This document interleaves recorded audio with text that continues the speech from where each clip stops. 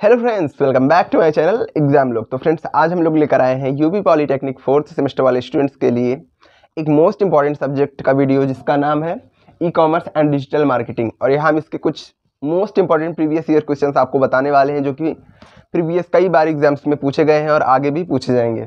तो चलिए देख लेते हैं पहले क्वेश्चंस क्या हैं, फिर हम इसके आंसर्स आपको लिखाएंगे। आपको ऐसे लिखाएंगे कि आपको समझ में भी आएगा और आपकी नोट्स भी बन जाएगी। ठीक है, तो आप लोग बस फॉलो करते चलिएगा, लिखते चलिएगा। तो चलिए पहले देख लेते हैं क्वेश्चंस कौन से हैं। पहला क्वेश्चन है what is e commerce. Second question है advantage and disadvantage of e commerce. Third question है हमारा सप्लाई चेन मैनेजमेंट क्या है। फोर्थ क्वेश्चन है ई कॉमर्स क्या है, ई गवर्नेंस क्या है। और फिफ्थ क्वेश्चन है हमारा टाइप्स ऑफ ई गवर्नेंस। ये 5 क्वेश्चन आज हम इस वीडियो में डिस्कस करने वाले हैं। तो आप लोग सभी को बुला लीजिए, सभी फ्रेंड्स तक ये वीडियो शेयर कर दीजिए, लाइक कर दीजिए, और जो लोग नए हैं वो चैनल को सब्सक्राइब कर लें। तो चलिए एक एक क्वेश्चन शुरू करते हैं। तो चलिए हम लोग अपने पहले क्वेश्चन से शुरू करते हैं कि व्हाट इज ई कॉमर्स। ठीक है, फिर एक एक करके हम सारे क्वेश्चन डिस्कस करेंगे। देखिए, मैं इसको आपको लिखा दे रहा हूँ, फिर मैं आपको समझाऊंगा ताकि आपकी नोट्स भी बन जाए, और मैं आपको सारे इंपॉर्टेंट टॉपिक्स ही लिखाऊंगा। चलिए पहला पॉइंट है, फिर इसको डायरेक्ट आंसर बना के लिखिएगा। ई कॉमर्स, आप लोग लिखते चलिएगा। ई कॉमर्स जिसे इलेक्ट्रॉनिक कॉमर्स भी कहते हैं,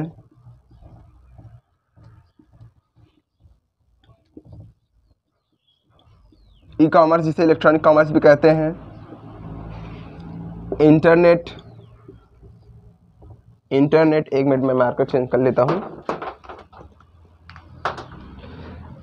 इंटरनेट तथा अन्य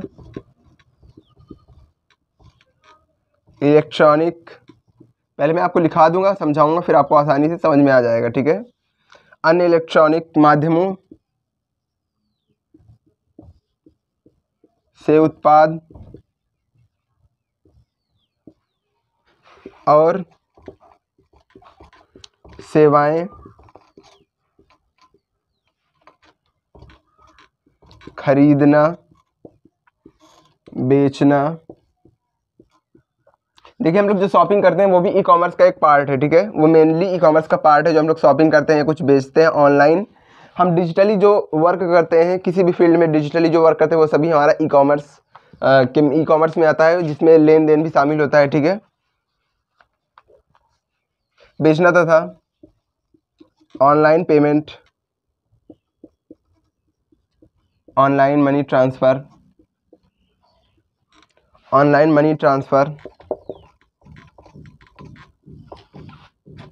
करना एवं डेटा शेयर करने की प्रक्रिया है।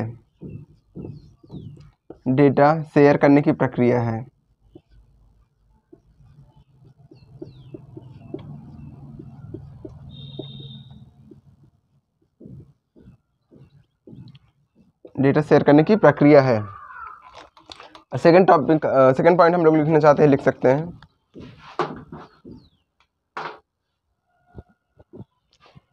ई कॉमर्स में फिजिकल प्रोडक्ट्स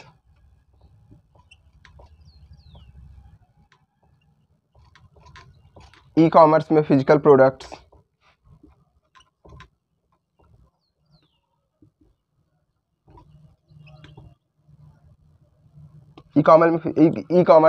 प्रोडक्ट्स के अलावा इलेक्ट्रॉनिक गुड्स, ठीक है, गुड्स मीन्स सामान, वस्तु, ठीक है, तथा सर्विसेज मतलब सेवाएं का व्यापार होता है। ठीक है,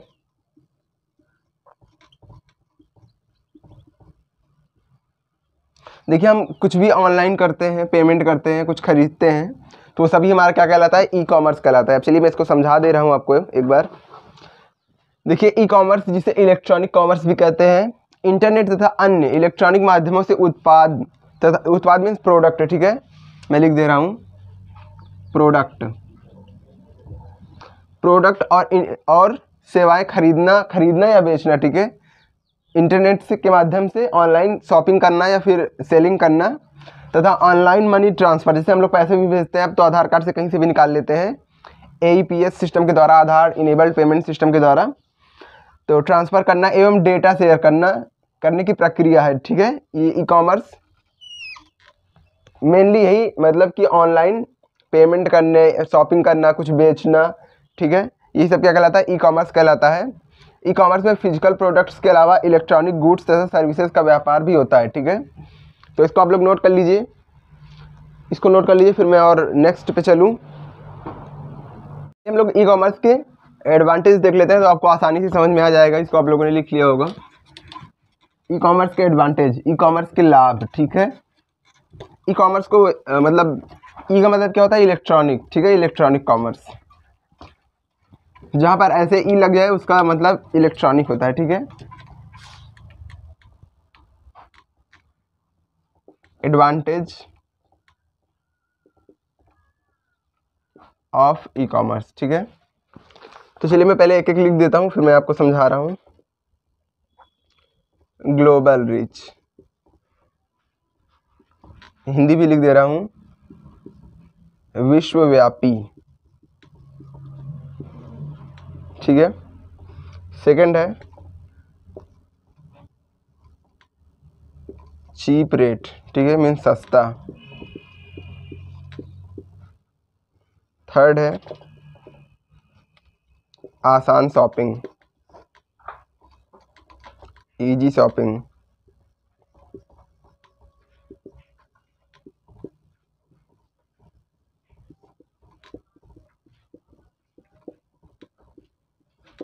एंड हमारा फोर्थ है अवेलेबिलिटी, ठीक है,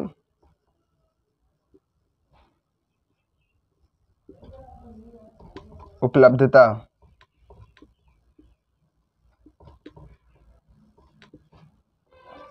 पांचवा है फास्ट चेकआउट्स,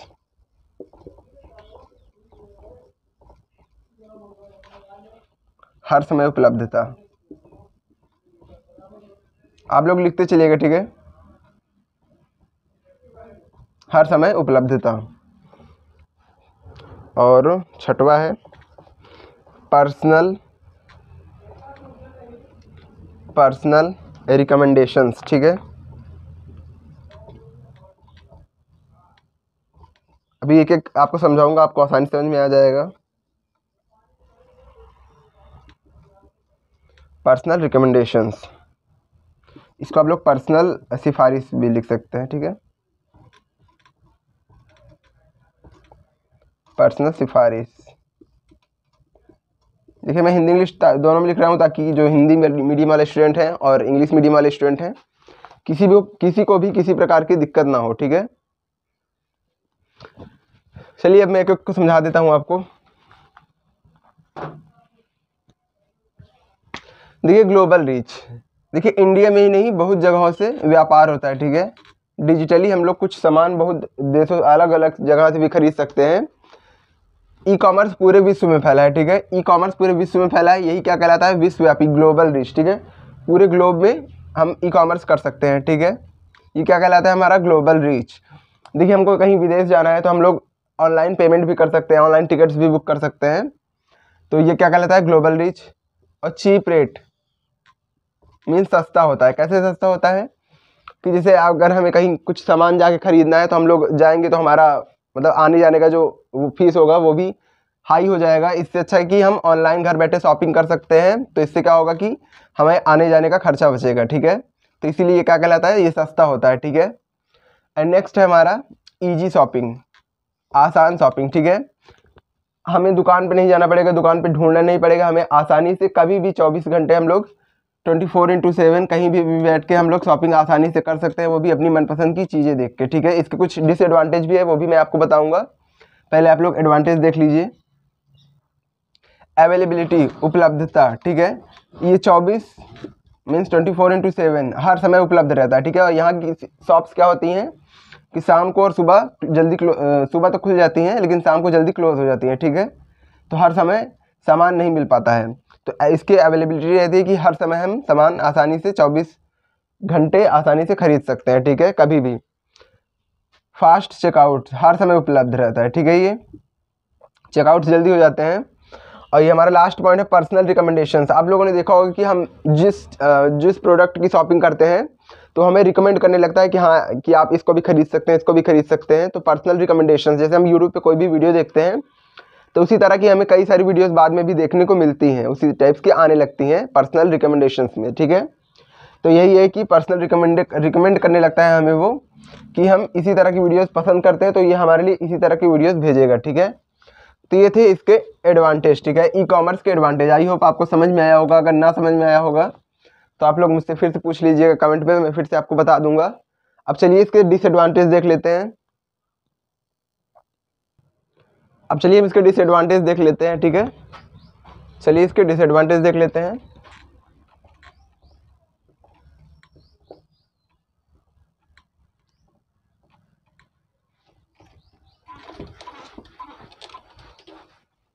डिसएडवांटेज आपको काफ़ी अच्छे से समझ में आने वाले हैं, क्योंकि वो आप लोग के साथ भी हुआ होगा कभी ना कभी, जब आप लोग पहली बार शॉपिंग किए होंगे।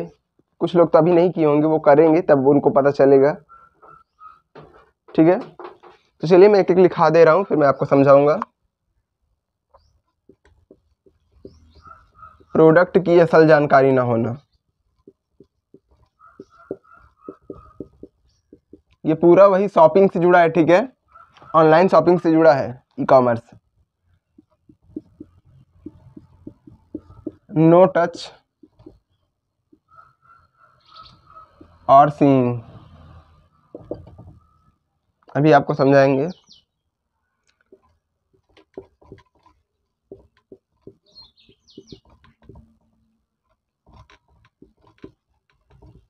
नो सेल्फ सेटिस्फैक्शन, आत्मसंतुष्टि कम, ठीक है।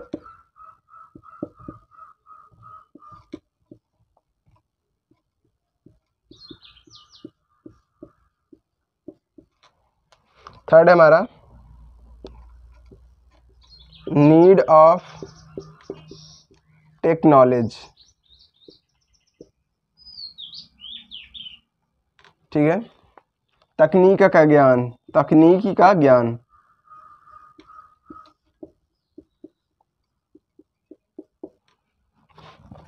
और नेक्स्ट है हमारा सिक्योरिटी,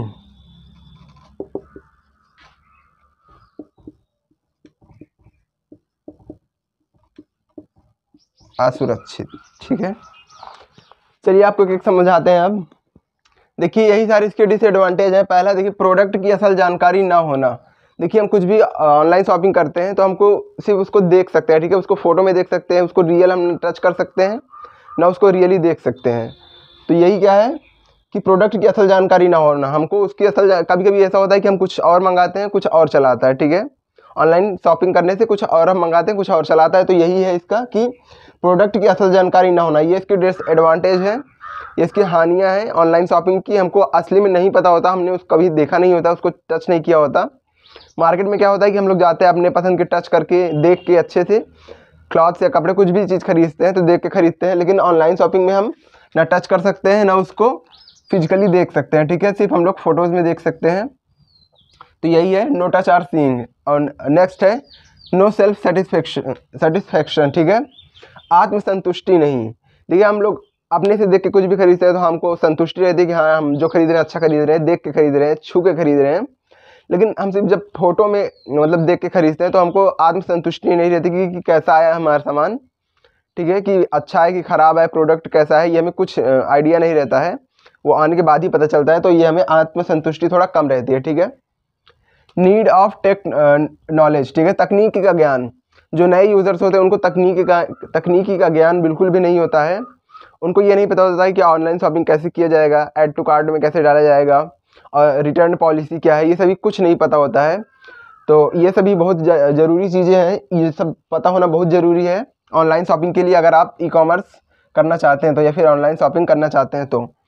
सिक्योरिटी, देखिए जो ये सभी नए यूज़र्स के लिए हैं जो कई बार शॉपिंग कर चुके हैं या कई बार कुछ खरीद चुके हैं, उन लोग को तो ये पता ही होगा। लेकिन साइबर क्राइम, ठीक है, साइबर क्राइम बढ़ता जा रहा है। इसमें क्या होता है, आपके डेटा चोरी होते हैं, ठीक है, और बैंक से अकाउंट से पैसे भी चोरी होते हैं। कई बार ऐसा मैसेज आता है कि आपके इतने ऑफर लगा है, आपका इतने में वो लगा है, तो मतलब क्या कहते हैं यार,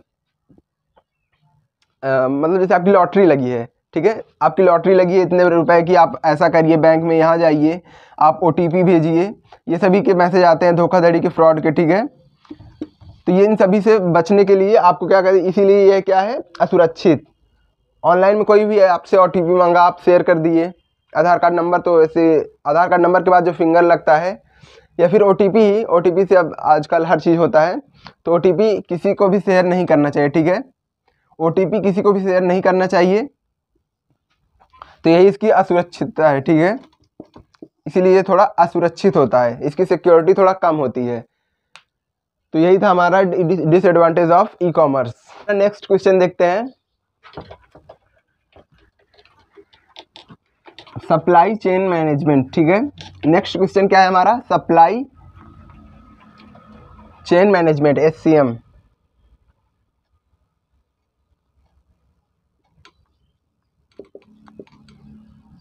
ये क्वेश्चन बार बार पूछा जाता है, तो इसको आप लोग अच्छे से नोट करिएगा।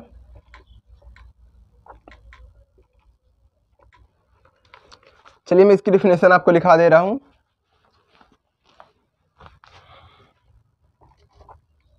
इसको शॉर्ट फॉर्म में लिख सकते हैं SCM, ठीक है, सप्लाई चेन मैनेजमेंट। तो SCM एक मैनेजमेंट है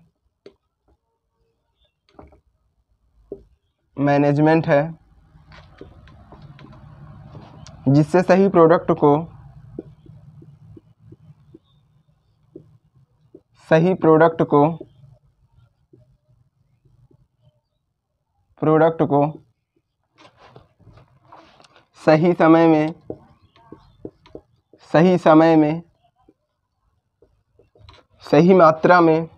में सही मात्रा में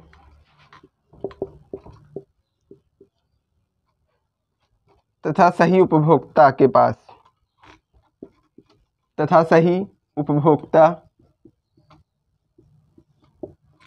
के पास डिलीवर किया जाता है।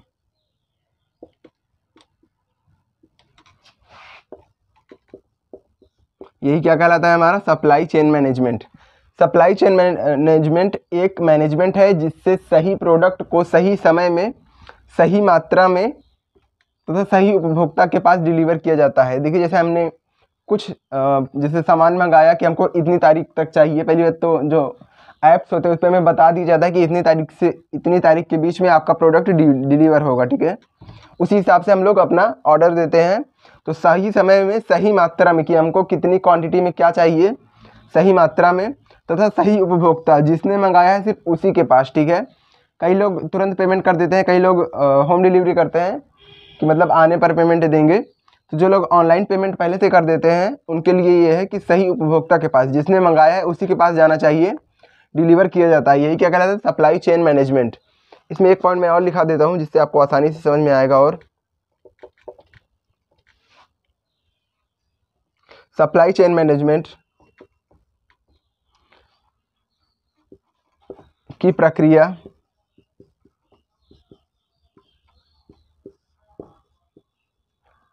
उत्पादक, जिसको मैन्युफैक्चरर बोलते हैं, ठीक है,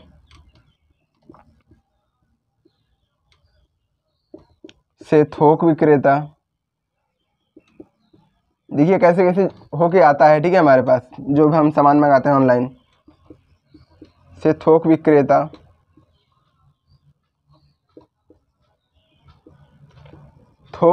से फुटकर विक्रेता,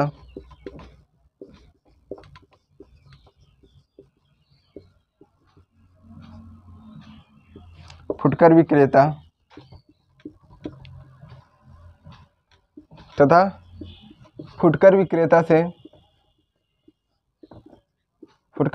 से ग्राहक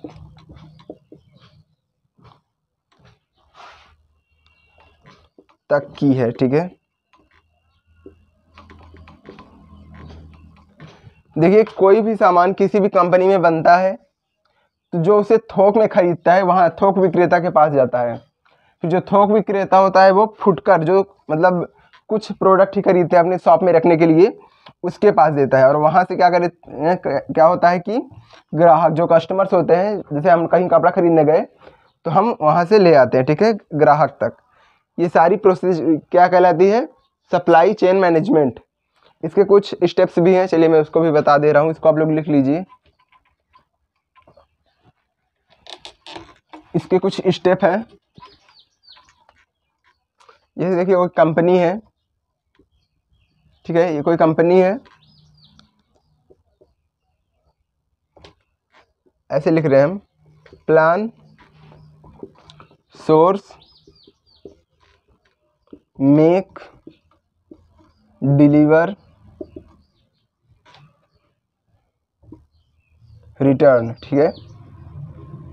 ये इतने स्टेप्स होते हैं।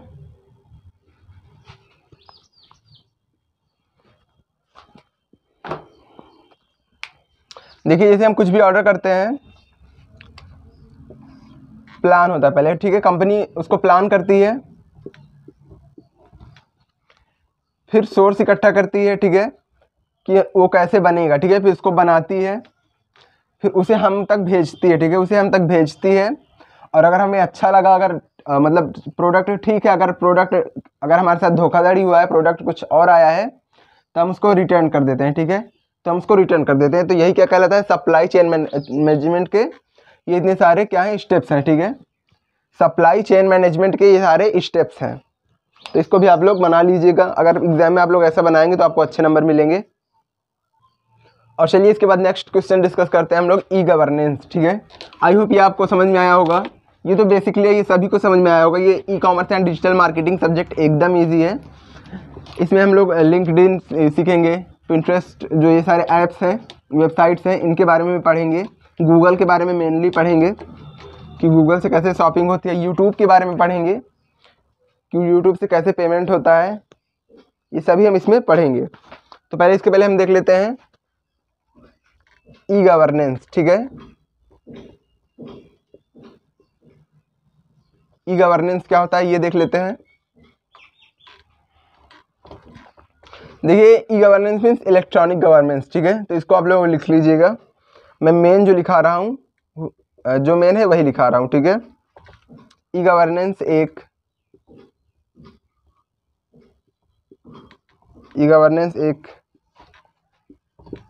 ऐसी सर्विस है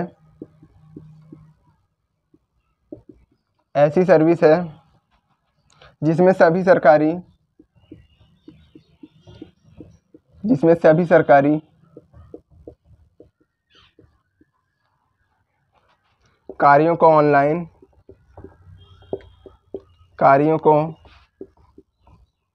कार्यों को ऑनलाइन सर्विस के द्वारा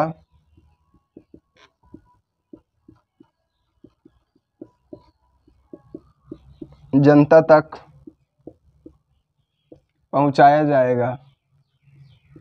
देखिए ई गवर्नेंस एक ऐसी सर्विस है जिसके द्वारा सरकारी कार्यों को ऑनलाइन सर्विस के द्वारा जनता तक पहुंचाया जाएगा, ठीक है। इसमें और कुछ मैं ऐड कर दे रहा हूं। इंटरनेट के द्वारा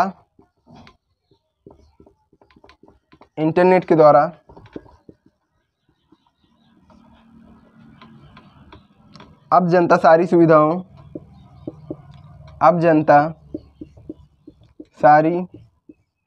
सरकारी सुविधाओं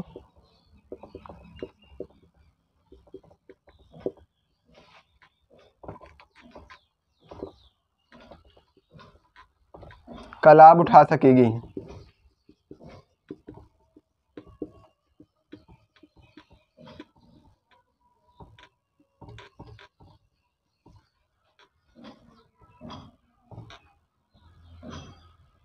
देखिए इसमें और भी एक पॉइंट है, लेकिन मैं आपको बता दे रहा हूँ क्योंकि आप लोग उसको आसानी से लिख सकते हैं समझ के, ठीक है। इसमें लिखा है कि ई गवर्नेंस एक ऐसी सर्विस है जिसमें सभी सरकारी कार्यों को ऑनलाइन सर्विस के द्वारा जनता तक पहुंचाया जाएगा। इंटरनेट के द्वारा अब जनता सरकारी सुविधाओं का लाभ उठा सकेगी। किसी भी सरकारी काम को करवाने के लिए जो पहले जो दफ्तरों के चक्कर लगाने पड़ते थे, अब वो नहीं करना पड़ेगा, हम घर बैठे ऑनलाइन फॉर्म भर सकते हैं। कोई भी सरकारी जैसे योजनाएं, वृद्धा पेंशन योजना जो भी आते हैं, युवाओं के लिए भी कई सारी आती हैं, बालिकाओं के लिए कई सारी आती हैं, बालिकाओं के लिए तो ज़्यादातर आती हैं। तो इन सभी योजनाओं का हम घर बैठे लाभ उठा सकते हैं। बस हमको एक ऑनलाइन फॉर्म ही सबमिट करना होता है, वो भी बिल्कुल फ्री होता है, फ्री ऑफ कॉस्ट होता है। तो यही सब सुविधाएं किसके अंतर्गत आती हैं? E governance. ठीक है, ई गवर्नेंस एक ऐसी सर्विस है जिसमें सभी सरकारी कार्यों को ऑनलाइन सर्विस के द्वारा जनता तक पहुंचाया जाएगा। इंटरनेट के द्वारा आप जनता सारी सरकारी सुविधाओं का लाभ उठा सकेगी। ठीक है, इसके कुछ सारे टाइप्स हैं, मैं इसको अभी बता दे रहा हूँ, लेकिन मैं उसको डिटेल में नेक्स्ट वीडियो में डिस्कस करूँगा। लेकिन मैं उसके टाइप्स अभी आपको बता ही दे रहा हूँ। देखिए उसके भी टाइप्स हैं। ठीक है, ई कॉमर्स के भी 4-5 टाइप्स हैं, उसको भी मैं आपको बताऊँगा।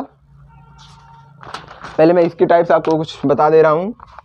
G2G। ठीक है, G2G, government to government, government to government. ठीक है, G2B, government to business,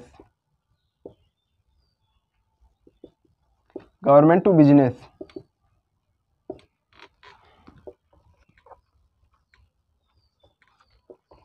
G2E, ठीक है, गवर्नमेंट टू एम्प्लॉयज़,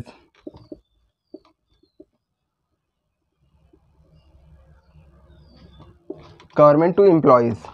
फोर्थ है हमारा C2C। ठीक है, सिटीजन टू सिटीजन।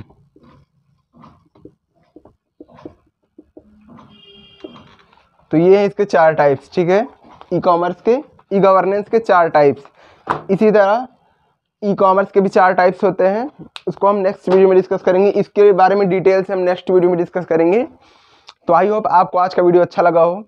तो अगर आपको आज का वीडियो अच्छा लगा हो, आज मैं थोड़ा नर्वस था क्योंकि मुझे काफ़ी सारे काम से, मेरे घर में मेरे भैया की शादी है, तो काफ़ी सारे काम से, फिर मुझे टाइम नहीं मिल पा रहा है वीडियो बनाने का। फिर भी मैं आपके लिए डेली मॉर्निंग में वीडियो बना रहा हूँ। और आप लोग को अगर वीडियो अच्छा लगे तो आप लोग लाइक करिएगा और चैनल को सब्सक्राइब कर लीजिएगा जो लोग नए हैं, और सभी तक ये वीडियो शेयर करिएगा ताकि सभी को हेल्प हो सके। तो I hope you like my videos. If you like then please give a thumbs up and don't forget to subscribe to my channel. Also share with your friends, classmates and with your juniors. तो जल्द ही मिलेंगे एक नए video के साथ। तब तक के लिए हंसते रहिए, मुस्कुराते रहिए, लेकिन पढ़ते जरूर रहिए। और अगर आप हमारे कुछ चैट करना चाहते हैं तो आप हमारे व्हाट्सएप डिस्कशन ग्रुप को ज्वाइन कर सकते हैं, जिसपे पहले से ही 197 कुछ ऐसे लोग हैं।